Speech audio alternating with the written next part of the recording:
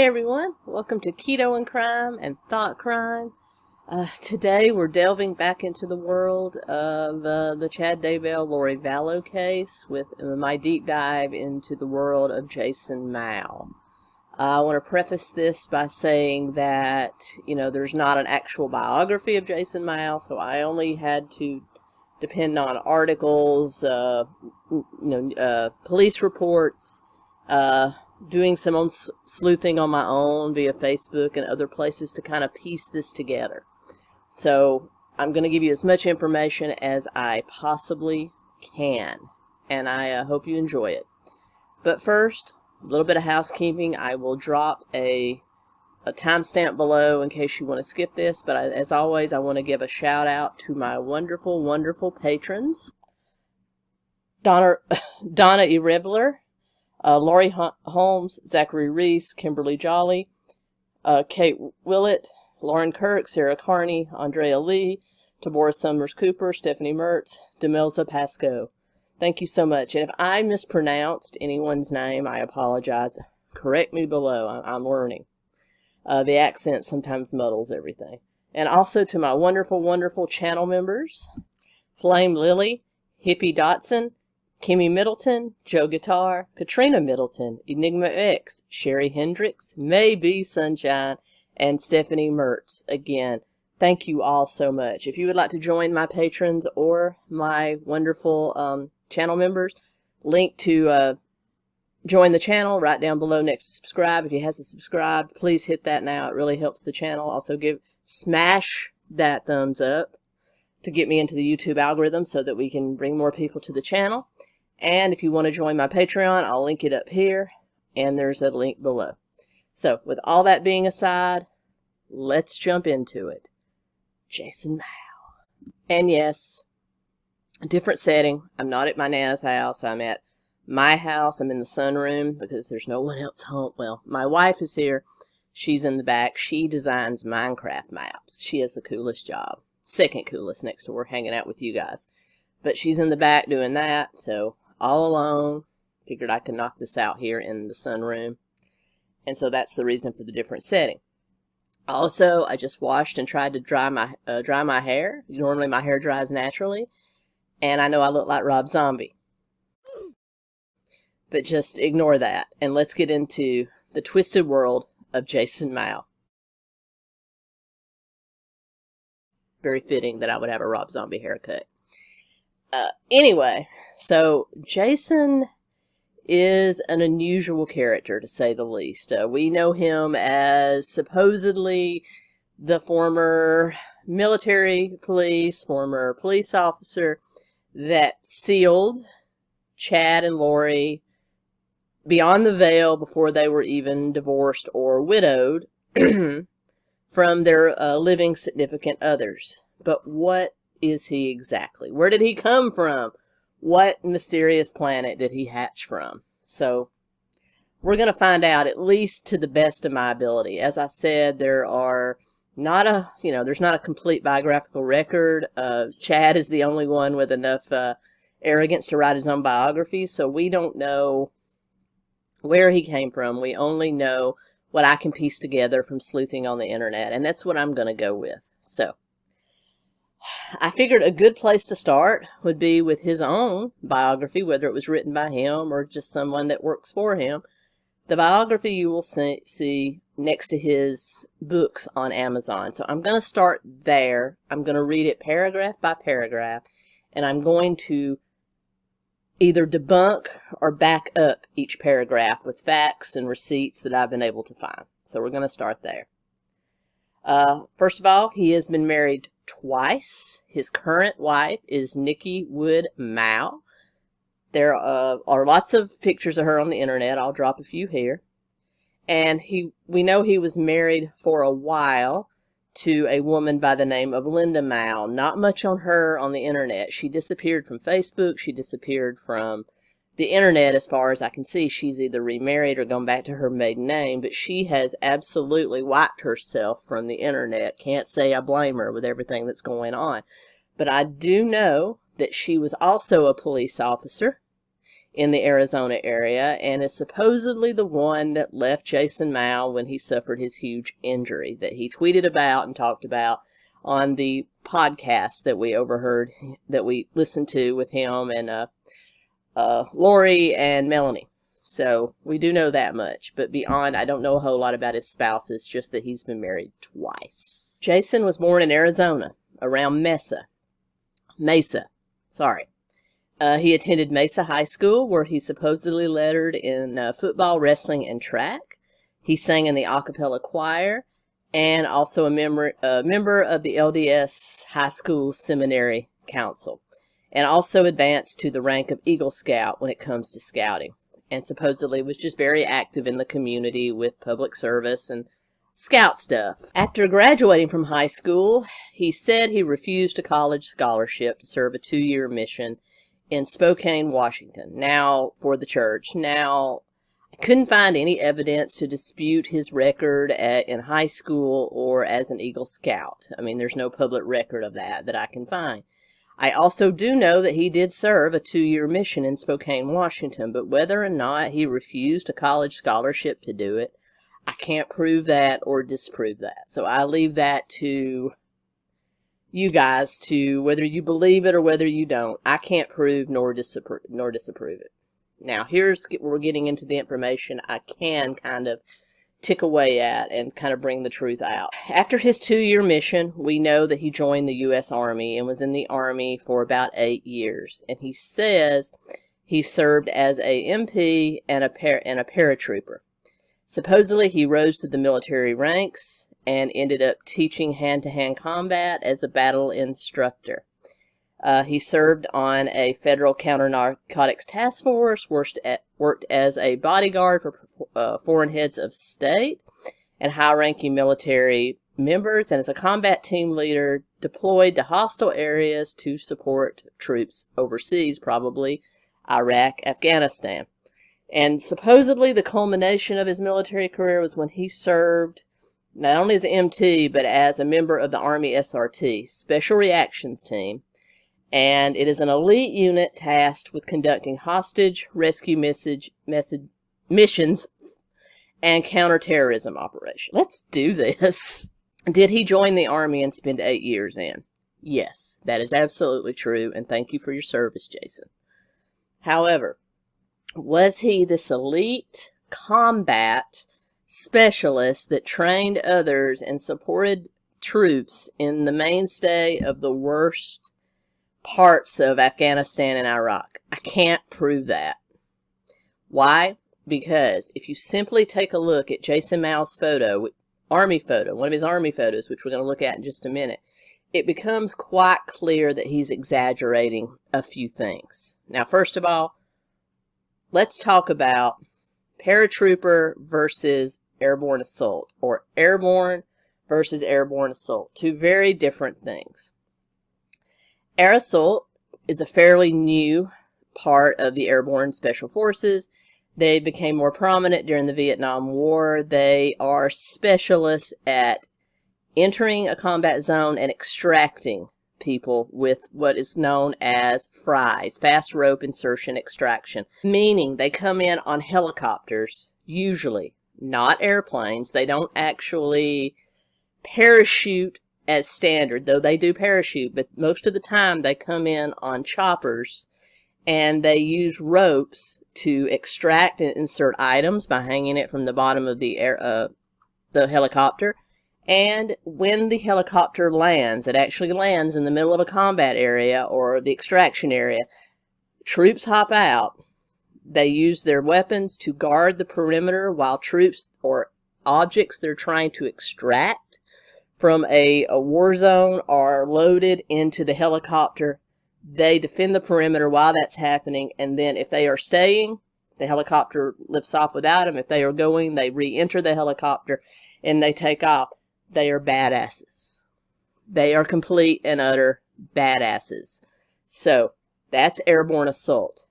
Airborne simply refers to somebody that has been through the basic airborne jump school. Now, mainly mean they are paratroopers, basic paratroopers. Airborne normally fly in on planes, they parachute in, they complete their mission, and they are probably extracted by airborne assault at some other point along the mission. They are also badasses. I don't want anybody to think that just because somebody is airborne versus airborne assault, there's any difference. They are still badasses. Whereas airborne assault just goes flying into the fray either by helicopter, parachute, or rappelling, which is basically launching down rock or other formations with ropes. And sometimes airplane, but most of the time it's helicopter or some other way. They go into the fray by whatever means is necessary to get into the fray. Airborne is a little more exact. They have to be a little more, because they are literally, a plane is flying over. They drop to a certain height based on the safety of the jump or the logistics of the jump. And the paratroopers or airborne paratroopers jump from the plane, and if they've planned it well, all the parachutes come down in a designated perimeter. They land, they unhook their parachutes or refold, whatever the premises of their doing, and they actually hump it, run, jog, move to a designated meeting place and complete their mission. If any part of that goes wrong, they're effed. So, whereas airborne assault just goes into the fray, there's a little bit more room for error there because they're there and they usually have an extraction vehicle that can get them out a little bit faster than airborne paratroopers, because they are literally left in an area. And if anything goes wrong, they're messed up. So, both of them are valued parts. But the thing of it is, you can get your airborne or paratrooper badge without ever having completed an actual active jump. Their airborne school normally takes place, and it's ran by the 1st Battalion Airborne 507th Infantry at Fort Benning, Georgia.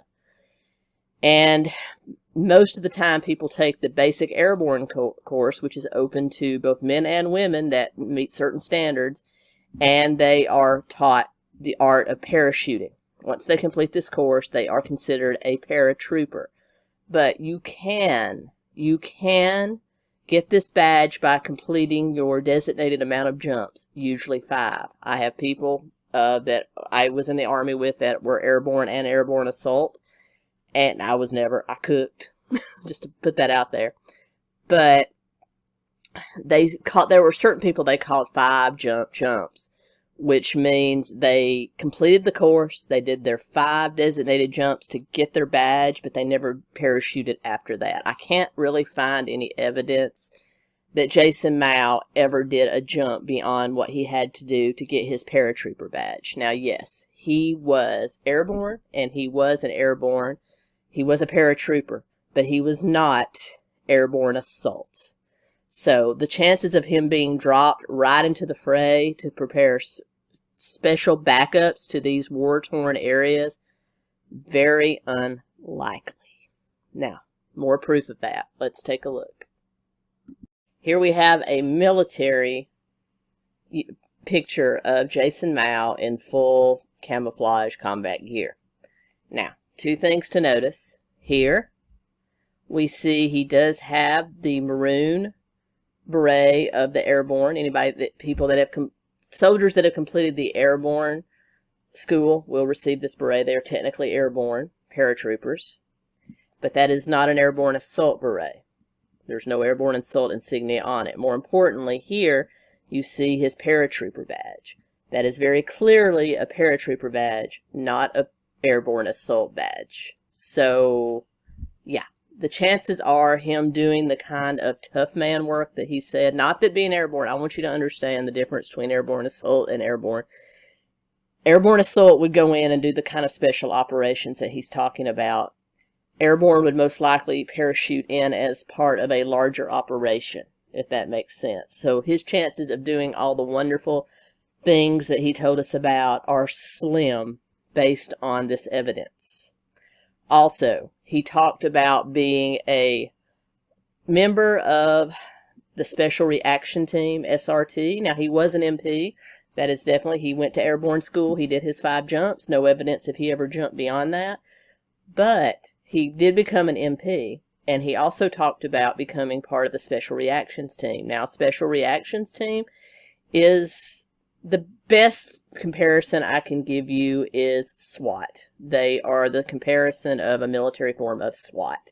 And as you know, SWAT teams handle things that are a little more elevated than a normal MP. A normal MP would do things like guard a base, guard in the military court system, do other things, just like regular law enforcement in the civilian world, and it's open to people of all ranks. But when you get into the SRT, usually you have more ranked enlisted men and officers in that branch, and they do things like handle, like we talked about, Fort Hood, all the issues they've had at Fort Hood.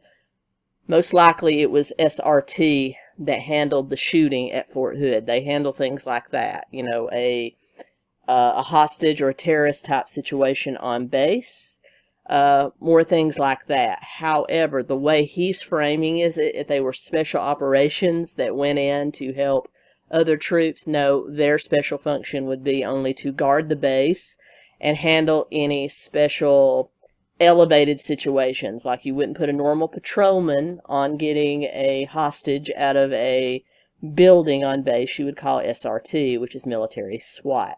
Now, him saying that he was a commander of the SRT, I have to call BS on that, because normally SRT commanders start at the rank of E6. This is E5. This is a sergeant. This is a buck sergeant, more commonly known in the Army. And normally, SRTs have to be the rank of E6, which would be a staff sergeant. Also, you rank, if you spent 8 years in the military, you should be an E6 quite easily by the end of 4 or 5 years. So it's kind of shocking that if he's done all the wonderful things that he said he's done, why he's only an E5. Yeah, I don't know what, this could have been taken at a point, you know,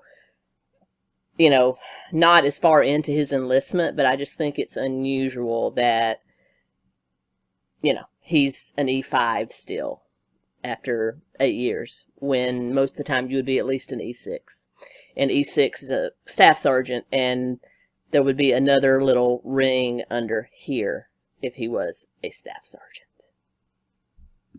The promotion from slick sleeve or regular private to, or buck private, to private to private to full private to private first class to corporal to E5 buck sergeant or sergeant is normally based on unit standards. That is, it's just a set of standards that you have to meet to reach that rank, and it's, you have to serve a certain time in the Army. You have to have a high school diploma or the equivalency. You have to have generally a clean conduct record.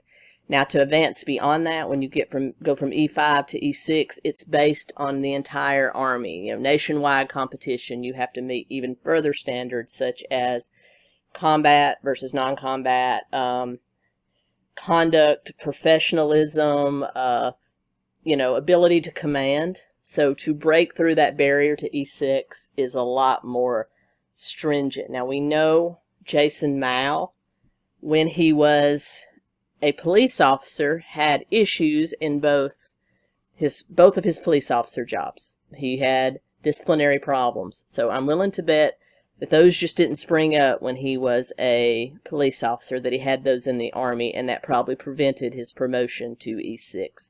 I'm just guessing. But anyway, that's how I feel about his overall military service. Again, thank you for your service, Jason. Even if you just cooked like me for 2 years at a officer's candidate school, you served. You served. If you were ever in it, you definitely deserve credit. Anybody that ever signed those enlistment papers and got and served deserves credit. So I'm not taking away from that, Jason. I'm just expounding on what you're claiming, because, yeah, I think common decency should let you be known. Should cover me there. So let's get back to it. After leaving the Army in 1998, he became a police officer for the city of Chandler, Arizona, and then later the Phoenix Police Department, where he was medically retired in 2017 after being critically wounded in the line of duty. During his career as a police officer, Jason has worked as a patrol officer, gang detective, narcotics detective, field training officer, academy instructor, firearms teacher, and was a member of the SWAT team, where he was a point man and lead instructor. Okay, let's talk about this. As far as Chandler, all I can say that he was a uniformed police officer. He was a uniformed police officer. That's all we know. We know that he was part of an investigation where he was reprimanded several times for writing sloppy, inefficient reports and just generally derelicting his duty. That doesn't sound like me, someone that would become a high-ranking officer. Doesn't sound like somebody that would be tasked with helping the SWAT team or commanding the SWAT team or teaching anybody. We know that he was part of a twofold investigation. One, there was an officer that had pulled over a lady to ask her out. He got reprimanded for that. And then that same investigation was Jason Mow's sloppy report. Led me to believe that maybe Jason wrote up some report, you know, adhering to this investigation of this other officer that was sloppy or somehow inept. So we know that he resigned just prior to facing disciplinary action as a result of that, and somehow got a job with Phoenix. Now, I can't say that he was or was not part of SWAT. I could not find that. You know, if he was part of SRT, he wasn't a commander in SRT. We've already proven that just by rank. But we know he was an MP, so if he was at any point a member of SRT, I'm just disputing the fact he wasn't a commander, he might have been part of SWAT. But with somebody coming on with a disciplinary record that he had, I can't imagine that, but I don't know. We do know that in 2016, 2017, he was supposedly chasing a perpetrator and had an injury which resulted in his tendons basically separating from the bones and the muscle. Very unusual type of injury, especially to the degree that he described, but we do know he claims it happened, and there was a lawsuit and kind of a rigmarole with Phoenix because they were saying it was a pre-existing condition. Now, being that he was a paratrooper and completed at least 5 jumps, I would say that most likely the injury happened virtue of his military service, not necessarily because he was chasing a bad guy down an alley. But I'm not a doctor. I don't know. That's just my opinion. So he was medically retired, and that's supposedly when he reached the lowest point in his life. He was living with his mom. Linda left him, who was also a police officer. Something tells me she left because of the BS, but you know what? Whoever.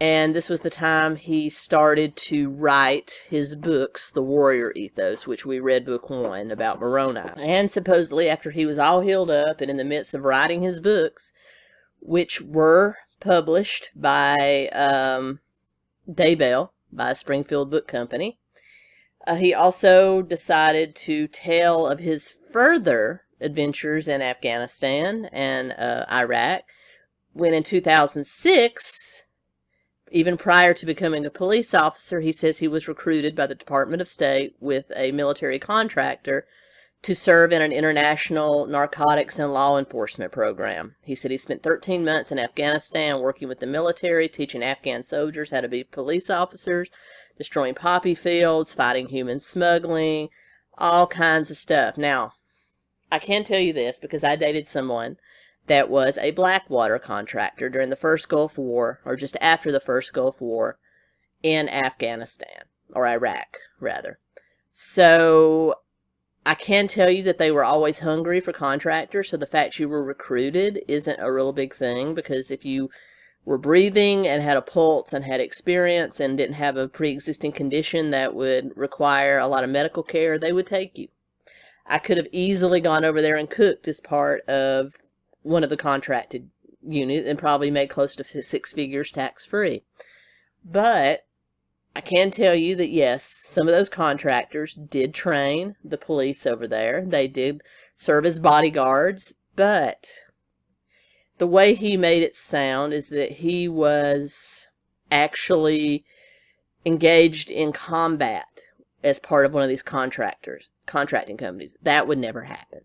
These guys provide support when the Army or the Marines or whomever goes in and takes a target. These people are then dropped to guard it after it's been taken. So they're miles behind the line of combat. So anything he talked about being in combat with these things is totally false.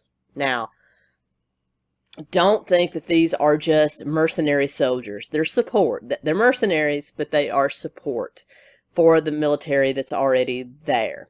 Don't think Benghazi and the movie 13 Hours. Yes, Benghazi, those contractors did wage war because they had to. They were there guarding what was supposedly a soft target, a soft take, and then all hell broke loose and they ended up having to fight insurgents trying to retake it. And because they didn't get enough military support, don't get me into that because I'll go off. So don't get him confused with the movie 13 Hours. Yes, those contractors did wage war because they had to, but that is not standard. They don't send these contractors into the fray. So then we jump back to him recovering from, his surgery after being medically retired from the Phoenix Police Force, and he started writing the Warrior Ethos, published by Chad Daybell. He wrote several more books, and then went on as a motivational speaker and circuit speaker at many of the Preparing a People meetings, as well as many of VOW type of gatherings, as well as just LDS conferences, because his books taught what was considered good morals and good character to young men and women, when in fact he was just teaching them that they may have to kill people for Christ one day. And so that's how he started to make his living. He then got, after Daybell had been the one publishing his first few books, he then got mixed up with him. He got mixed up with Lori, and Melanie was supposedly the one that married them and, sealed them beyond the veil, even though they had two living spouses. And I think this is the most telling. If you look at the creed that he has as part of his books, it's almost word for word the soldier's creed, what the Army and most of the armed forces have you take. It's actually almost word for word. So he stole the Army's, the soldier's creed for his creed. And finally, I think beyond anyone, he is probably the one that brought the whole idea of zombies into this whole fringe religion. I'm not saying he actually walked up to Chad Daybell and said, hey, I believe people can be possessed and become zombies, but I think he had perhaps lived it and breathed it enough that maybe he mentioned he was working on a certain movie that was literally about children that disappeared and came back as zombies. In 2013, he was a technical advisor on the movie Speak No Evil, which is a low-budget horror film. I will drop a little clip that came as part of one of my previous deep dives into this subject. I'll drop that here that better explains that movie. You two doing any drinking tonight? What? Any illegal drugs? My daughter was taken from my home tonight! You lost her out there! You lost her!